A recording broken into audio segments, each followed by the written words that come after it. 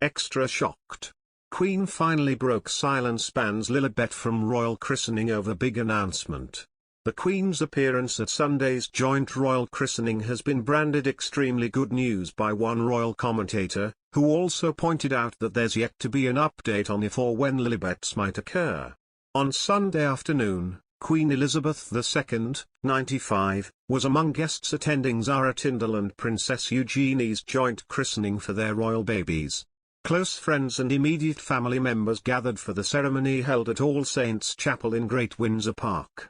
Images from the event show Eugenie and Jack Brooksbank beaming as they arrived at the ceremony for the baptism of their first child August, who was born in February. Zara and Mike Tindall arrived in separate cars for the occasion, during which their third child Lucas Philip Tindall, born in March, was christened alongside his second cousin. Her Majesty's attendance comes after a series of cancelled engagements from the monarch following her overnight stay in hospital last month. Last weekend, Her Majesty was forced to pull out of attending the Remembrance Sunday service in London after spraining her back. Royal commentator Richard Fitzwilliams said that it was extremely good news to see the Queen back in action after her period of rest. He added that the ceremony would have likely seen some traditions being observed, such as the wearing of the replica of the Honiton gown, a royal christening gown. He said, "It is extremely good news that the Queen attended the joint christening today, and it is to be hoped this will be the first of many engagements she will be able to attend in the coming months. It will have brought her much personal pleasure to attend this important event in the lives of two of her great-grandchildren.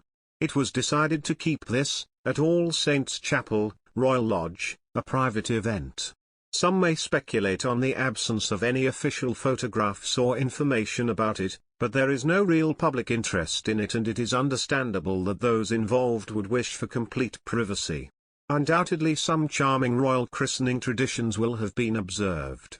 The replica of the Honiton gown was last worn by Archie, the eldest child of Prince Harry, 37, and Meghan Markle, 40, in 2019.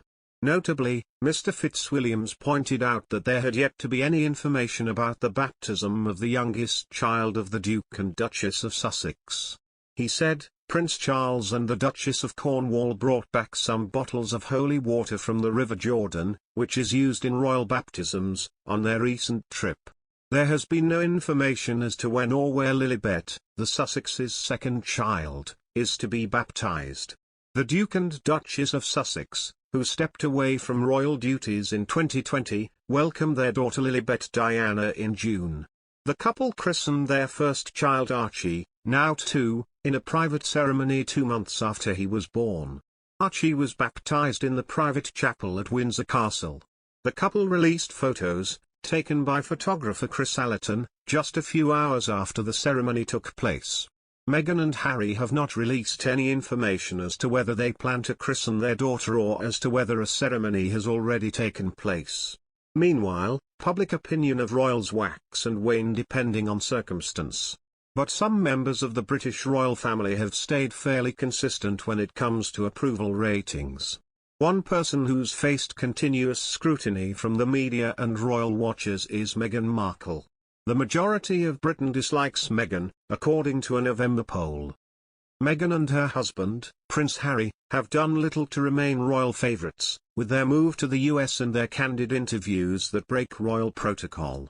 Newsweek found that 51% of UK adults dislike Meghan, with only 27% viewing her positively. Those numbers add up to a net approval rating of -24 to